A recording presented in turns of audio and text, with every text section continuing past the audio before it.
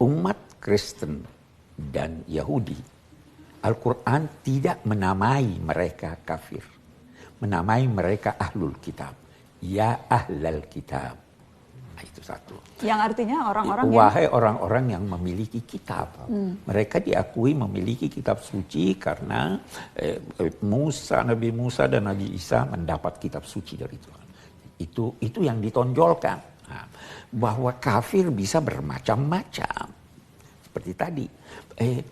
Bisa saja seorang muslim dia dinamai kafir dalam pengertian kikir.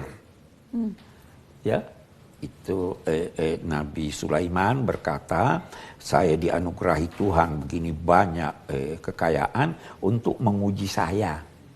Apakah saya bersyukur atau saya kufur? Ya kan? Nah, jadi kafir bisa bermacam-macam maknanya. Mari kita mulai dari diri kita masing-masing. Mari kita mulai mengubah keluarga kita. Tidak usah muluk-muluk dulu. Mari kita menyebarkan kedamaian. Kalau bukan kedamaian aktif, kedamaian pasif lah begitu. Apa yang saya maksud dengan kedamaian pasif? Kalau Anda tidak bisa memberi, jangan halangi orang lain memberi. Kalau Anda tidak bisa memuji, jangan ucap. Kalau Anda tidak bisa membantu, jangan dirumuskan orang. Itu dulu deh.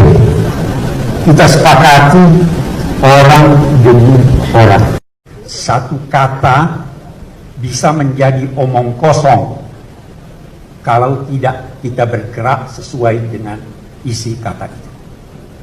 Anda mengulang-ulang saya akan ke Surabaya besok tanpa bergerak, maka tidak akan terjadi. Yang kedua yang saya ingin katakan, ada seorang pernah bercita-cita mengubah dunia, tapi dia gagal. Maka dia turunkan targetnya, mau mengubah bangsanya menjadi lebih positif. Dia gagal juga. Dia turunkan lagi sukunya, gagal juga. Dia turunkan lagi pada akhir usianya ingin mengubah keluarganya. Ketika dia sampai di pembaringan maut, dia berucap, seandainya dulu saya memulai dengan mengubah diri saya, boleh jadi setelah berubah saya bisa mengubah. Logikanya nggak bisa dipakai orang seperti itu. Ini adalah kebohongan-kebohongan. Coba bisa bayangkan, jika Anda itu diam saja, mengkritik dengan cara yang sehat, dengan cara intelektual, kritik, nggak ada orang yang akan nangkep. Tapi ketika ngeritik sambil memaki, gambarnya Pak Jokowi dijadikan lidah anjing, kupingnya dimekarkan seperti kuping gajah, itu bukan kritik, itu menghina. Karena kita ini semua adalah manusia, punya perasaan juga.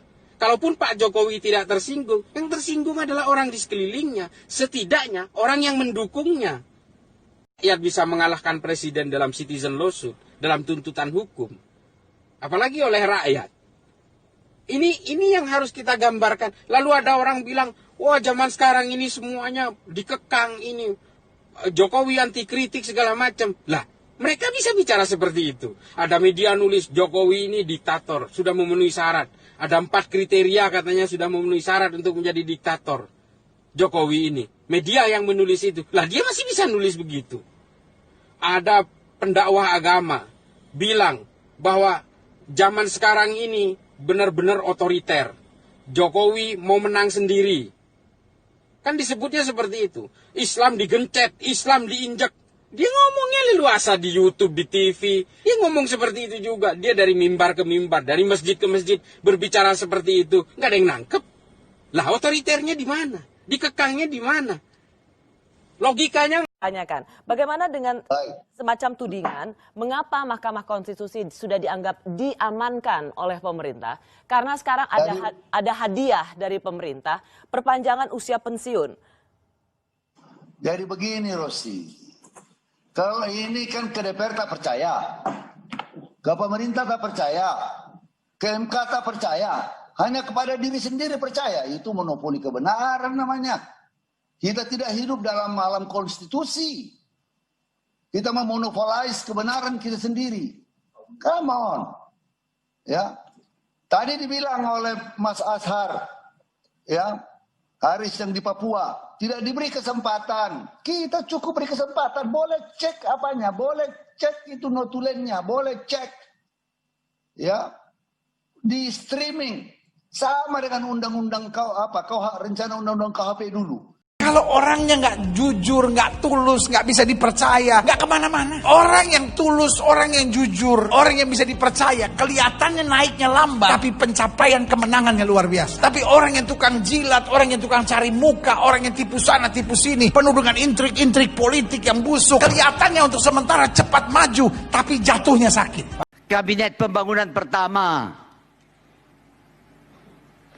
koordinatornya namanya Jenderal Soeharto. Presiden terpilih namanya Soeharto. Soeharto dengan Soeharto ngomong sendiri. Menentukan siapa yang duduk dalam kabinet, etc.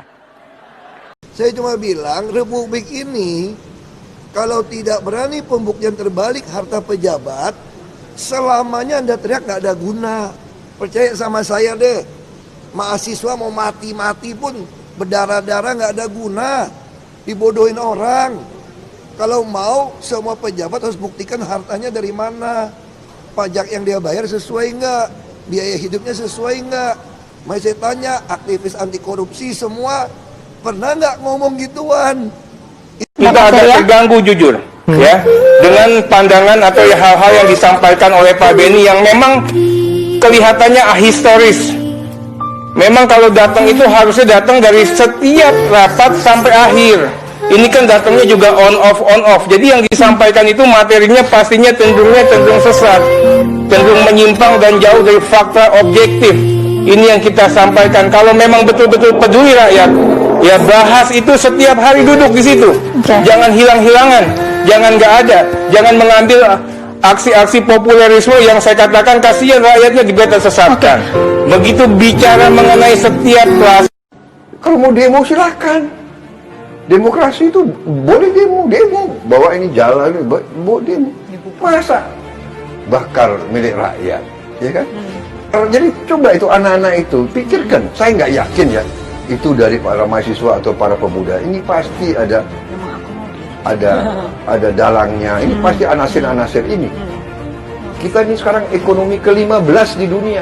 Dari 200 negara, ekonomi kita ke-15 di dunia. Presiden Jokowi hatinya utamanya adalah selalu mikirin bangsa dan rakyat. Karena itulah saya mau kerjasama. Ya kan, kalau saya lihat, waduh, beliau kurang nasionalis, untuk apa? Ya saya berharap untuk rakyat, bahwa rakyat itu percaya sama pimpinan bermaksud baik, percaya sama sistem kita berusaha dengan segala kekurangannya, kita berusaha perbaiki sistem itu. Apakah mereka semua tidak sayang semuanya? Maka mari Bapak Ibu, teman-teman, bareng-bareng. Saya masih akan mengirimkan, nanti saya sampaikan pada panjenengan draft terakhir yang muncul seperti apa. Monggo dicermati. Saya tidak mau Pak, saya mau ke pengadilan, monggo dicermati. Saya buat statement Pak, ini Pak, tolong disampaikan ke sana. Ini tak kirimi langsung potret saya, kita WA. Apa artinya Bapak Ibu? Ada banyak cara dan saya yakin panjenengan semuanya bisa. Salam saya untuk keluarga. Nanti pulang jenengan baik-baik, tolong betul nanti jangan susuan. Kalau nanti sampai diresiki bareng-barengnya, perlu ngeresiin aku. Siap? Oke? Siap? Sekali lagi, salam saya untuk teman-teman. Saya doakan panjenengan sehat semuanya. Saya doakan panjenengan perusahaannya yo lancar. Saya doakan rezekinya lancar. Dan I love you full. Jangan suka pakai nama Tuhan, pakai nama Allah, pakai nama segala macam itu. Ya. Terus ada pepatah, maaf aja saya terpaksa pakai pepatah bahasa asing. Al gaat de leugen nog zo snel, de waarheid achterhaalt hem wel. Meskipun kebohongan itu lari secepat kilat, satu waktu kebenaran itu akan mengalahkannya. Bisa tahun ini Bisa tahun 2014 atau sesudah itu, nanti kita lihat. Orang-orang seperti Benny Karman ini yang ngomongnya itu saya lihat di televisi itu. Siapapun tidak boleh kita hina. Apapun dia, yang penting dia bikinan Allah, jangan dihina. Masih teletong. Teletong elek tapi tergantung nek kok mood elek. Tapi nek kok gawe rabuk, api lah ngono. Jadi api gak api itu tergantung pemaknaannya si manusia kepada barang atau hal tersebut. Jelas ya, Dek, ya? Jadi ojo ngenyek sopo-sopo, ojo menghina sopo-sopo, ojo merendahkan sopo-sopo. Aku ndelok emang gereja masjid ya. Suasananya belas gak koyok sing diomong-omong di medsos itu. Sing kuwereng iku ya. Wah, hina menghina gak karuan. Di kene iki tentrem, gak ono masalah. Ya toh, balapan gawe api. Saya bersaksi bahwa beliau terus berjuang demi kepentingan bangsa, negara, dan rakyat Indonesia. Saya melihat dari dekat cara-cara pengambilan keputusan beliau. Dan selalu yang menjadi dasar pemikiran beliau adalah keselamatan rakyat yang paling miskin dan rakyat yang paling lemah. Saya tegaskan juga bahwa Undang-Undang Cipta Kerja ini tidak melakukan resentralisasi kewenangan dari pemerintah daerah ke pemerintah pusat. Tidak ada. Perizinan berusaha dan pengawasannya tetap dilakukan oleh pemerintah daerah sesuai dengan NSPK, norma, standar, prosedur, dan kriteria yang ditetapkan pemerintah pusat. Ini agar dapat tercipta standar pelayanan yang baik di seluruh daerah. Dan penetapan NSPK ini nanti akan diatur di dalam PP atau peraturan pemerintah. Selain itu, kewenangan perizinan untuk non-perizinan berusaha tetap ada di Pemda, sehingga tidak ada perubahan. Bahkan kita melakukan penyederhanaan, melakukan standarisasi jenis dan prosedur. Upah bisa dihitung berdasarkan waktu dan berdasarkan hasil. Kemudian adanya kabar yang menyebutkan bahwa semua cuti sakit, cuti kawinan, cuti khitanan, cuti baptis, cuti kematian, cuti melahirkan, dihapuskan. Dan tidak ada kompensasinya. Saya tegaskan juga ini tidak benar. Hak cuti tetap ada dan dijamin. Kemudian apakah perusahaan bisa mem-PHK kapanpun secara sepihak? Ini juga tidak benar. Yang benar, perusahaan tidak bisa me-PHK secara sepihak. Kemudian juga pertanyaan mengenai benarkah jaminan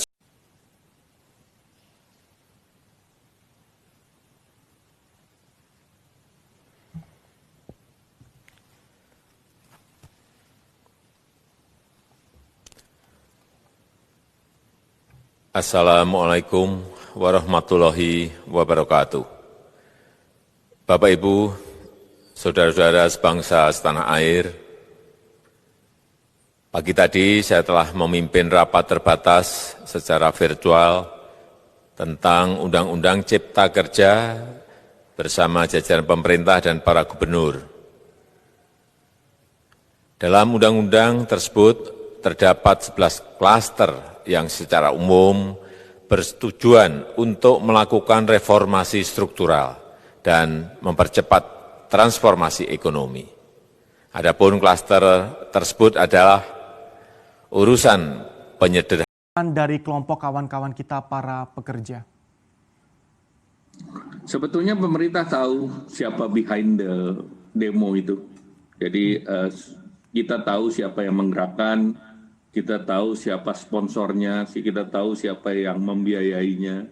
Sehingga tentunya kami berharap bahwa 7 fraksi di DPR itu juga merepresentasi rakyat, kemudian secara konkret lebih dari 30 juta masyarakat Indonesia, sekali lagi 30 juta masyarakat Indonesia membutuhkan lapangan pekerjaan. Jadi ini terekam by name by address, ada di kantornya Kartu Prakerja, dan dari 30 juta lebih tersebut yang sudah memenuhi persyaratan untuk memasuki pelatihan adalah 5,6 juta.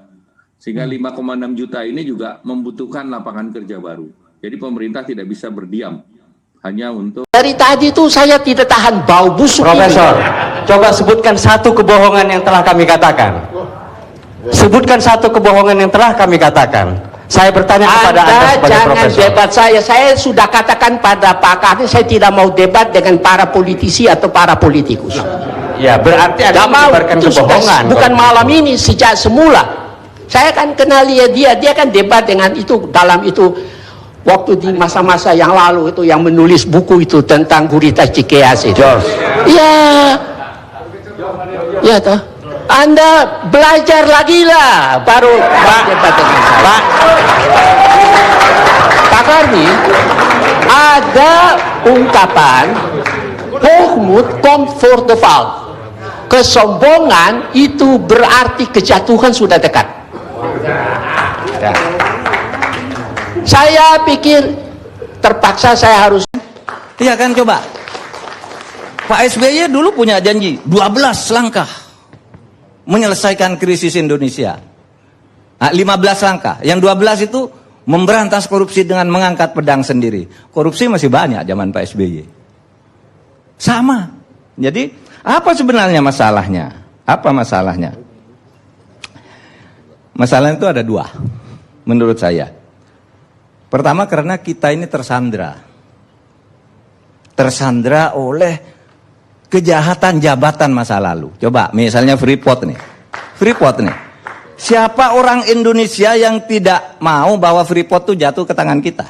Semua mau. Presiden sejelek apapun itu selalu dikampanyekan. Tetapi ketika sampai pada masanya, ternyata Freeport itu sudah punya dokumen hukum di mana dia diberi hak secara resmi oleh negara untuk mengelola ini dan diperpanjang 10 tahun. Kedua, dengan Undang-Undang Cipta Kerja akan memudahkan masyarakat, khususnya usaha mikro kecil, untuk membuka usaha baru.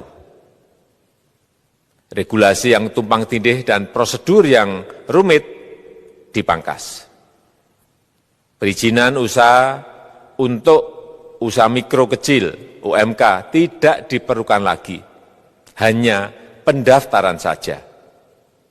Sangat simpel. Pembentukan PT atau perseroan terbatas juga dipermudah. Tidak ada lagi pembatasan modal minimum. Pembentukan koperasi juga dipermudah. Jumlahnya hanya 9 orang saja. Koperasi sudah bisa dibentuk. Kita harapkan akan semakin banyak koperasi. Sama mbahmu tahu nggak sekarang? Kamu di mana? Ya? Kamu nggak tahu mbahnya di mana? Oh di rumah. Ya kira-kira saya ini boleh ikut apa ora? Pak Kepala Sekolah sudah tahu? Belum. Tanggung jawab. Ya, dari nomor telepon. Anak-anak SMK rupanya dia dapat pesan dari WA Group, ya, pesan berantai begitu, dan kemudian dia ya terpancing. Sayang lah ya, ini anak-anak kita lebih baik kan diedukasi dengan cara yang benar. Karena SMA SMK ini kan tanggung jawab saya, ya, tanggung jawab provinsi, diajari.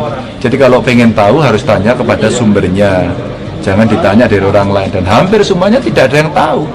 Ini demo apa nggak tahu, pokoknya ikut-ikutan, bareng-bareng, rame-rame. Kerja di mana? Masih SMK. SMK mana? SMK 4. Oh, SMK 4? Tadi kamu teriak-teriak tadi loh. Oh, kamu yang ngajak siapa? Nggak ada yang ngajak, Pak. Oh, tadi demo apa? Demo apa ya? Lupa. Oh, lupa? Oh. Apa? komen tentang RUU lah Pak. Oh, tentang RUU. Kamu ngerti yang di demo apa gitu? Nggak tahu. Oh, nggak tahu. Dari SMK 4. SMK 4. Tadi bareng. Enggak. Beda. Oh, beda. Sekolah di mana? Pojok ini. SMK 1. Hah? SMK 1. SMK. Kowe? SMK 4 Pak. Oh, ini SMK KB. Oh. Kamu juga tahu demonya apa? Nggak tahu Pak. Tenang nih. Beneran Pak. Kok berangkat ke demo itu yang ngajak siapa? Habis UTS itu kan gabut Pak, mau ngapain nggak tahu, terus keliling-keliling terus. Prioritaskan kesehatan bukan berarti mengorbankan ekonomi. Karena jika kita mengorbankan ekonomi itu sama saja dengan mengorbankan kehidupan puluhan juta orang. Ini bukan opsi yang bisa kita ambil. Sekali lagi, kita harus mencari keseimbangan yang pas. Oleh sebab itu, saya dan seluruh jajaran pemerintah selalu berupaya mencari keseimbangan itu. Tidak perlu sok-sokan akan melockdown provinsi, melockdown kota, atau melockdown kabupaten, karena akan mengorbankan kehidupan masyarakat. Tapi kita tetap serius mencegah penyebaran wabah supaya tidak meluas. Hasilnya bagaimana? Ini yang terpenting. Ya, Pak. Direnungkan, saya udah katakan tadi Najwa, kau sebagai warga negara renungkan setiap tindakanmu dalam situasi krisis macam ini. Pak Luhut, ya, tapi jangan kamu sok paling pahlawan sendiri, sok paling bersih.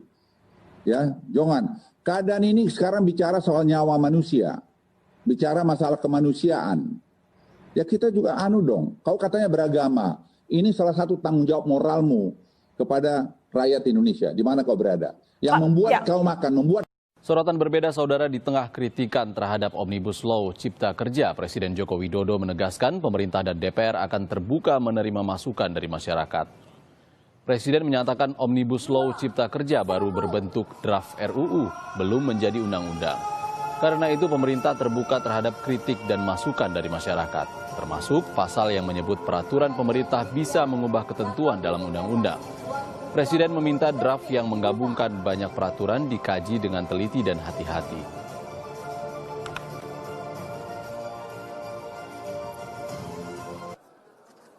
Pemerintah bersama DPR itu selalu terbuka. Ini masih baru awal. Mungkin masih 3 bulan, mungkin masih 4 bulan baru selesai, atau 5 bulan baru selesai. Ngomong satu persatu belum dilihat, sudah dikritik. Ini belum, sekali lagi, ini belum undang-undang loh ya. Rancangan undang-undang. Ngono wong ngobong menyan, ojo diarani syirik, karena letak syirik tidak di menyannya, tapi di dalam niatnya. Dan kamu ngerti niatnya. Siapa sing ngro niate wong? Ayo aku takon. Jadi tidak bisa kamu mengkafirkan orang karena kamu tidak pernah mengerti isi hatinya dan pikirannya. Jadi tidak bisa terjadi logika yang bisa diterima bahwa sesama manusia mengkafirkan atau mensyirik. Ngobong menyan kok diarani syirik. Gumun aku. Jan, mbok tinggal tekai gila. Jadi dari penjelasan ini kita harus paham kenapa Menkes memutuskan untuk tidak datang ke acara Mata Najwa. Karena apapun yang dia katakan di sana pasti akan dipelintir dan membuat keributan baru yang tidak penting. Dengar-dengar sih, dia sudah mengutus dirjennya untuk bicara, tetapi Najwa Shihab menolak. Mungkin karena di program itu harus ada nilai jual sensasinya, bukan nilai informasinya. Akhirnya ya, Najwa main drama dengan kursi kosong yang jadi ribut itu. Memang sih, orang lebih suka bahas sensasi daripada informasi itu sendiri. Itulah kenapa drama Najwa dengan kursi kosong itu menjadi pembicaraan tersendiri. Saya akan kutip keterangan Kepala Departemen Kedokteran Forensik dan Medikoleger Rumah Sakit Umum Dr. Sutomo Surabaya, Dr. Edi Suyanto. Secara ilmiah ilmu kedokteran, korban atau jenazah kemungkinan menularnya sudah tidak ada, apalagi virus corona. Virus corona harus hidup pada inangnya. Inangnya sudah mati, virusnya juga ikut mati, sama dengan HIV/AIDS, sama dengan H5N1 atau flu burung. Jelas itu, jelas tidak akan menularkan. You cannot stay at home forever. because you're going to die. Iya, kamu tidak kena matahari, cemas menjadi apa, dan tidak ada ekonomi yang bergulir, dan ekonomi sekarang sedang slipping down, dan Presiden mengatakan we have to rebound. Otherwise, pemerintah tidak akan mampu membayar social safety net yang gede itu terus menerus. Maka the economy has to be start. Tahun ini genap 75 tahun usia PBB. 75 tahun yang lalu PBB dibentuk agar perang besar, Perang Dunia Kedua tidak terulang kembali.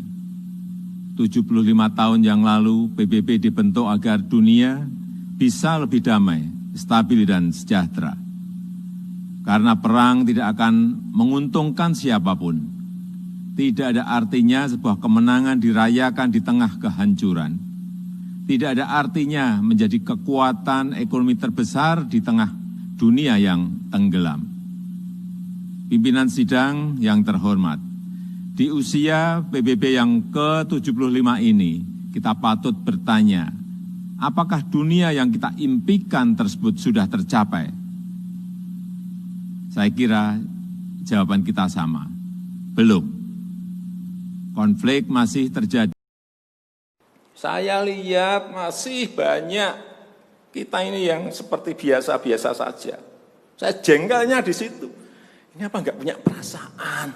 Suasana krisis. Jangan sudah PHK gede-gedean, duit rupiah pun belum masuk ke stimulus ekonomi kita. Hanya gara-gara urusan peraturan. Ini extraordinary. Saya harus ngomong apa adanya, nggak ada progres. Yang signifikan nggak ada. Kalau mau minta perpu lagi, saya buatin perpu. Kalau saudara belum cukup, asal untuk rakyat, asal untuk negara. Saya pertaruhkan reputasi politik saya. Bisa aja membubarkan lembaga, bisa aja reshuffle. Udah kepikiran kemana-mana saya. Dalam konteks Pancasila semua agama itu benar. Pendapat ini saya tolak. Kalau Gus Miftah yang benar apa? Semua agama itu benar, koma. Lanjutannya apa? Bagi penganutnya. Kalau semua agama itu benar, titik. Bahaya Pak, orang tiap hari bisa ganti agama. Dalilnya apa? Toh semua agama benar. Dino Senin Islam, Selasa Kristen, Rebu Katolik, Kemis Hindu, Jumat Buddha, Sabtu Darmo Gandul, Minggu Gandule Mbak Darmo. Lah jelas apa?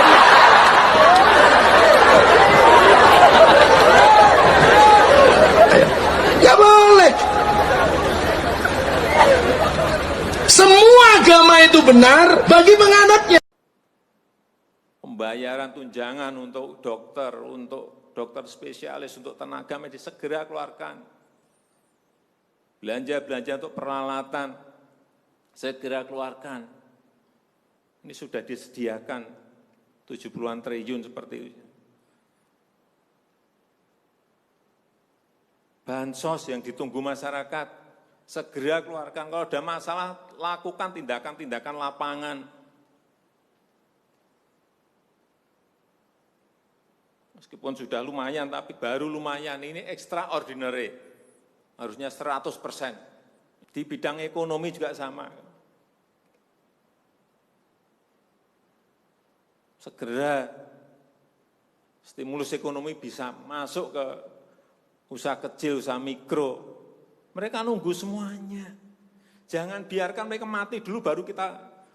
Meskipun kebohongan itu lari secepat kilat, satu waktu kebenaran itu akan mengalahkannya.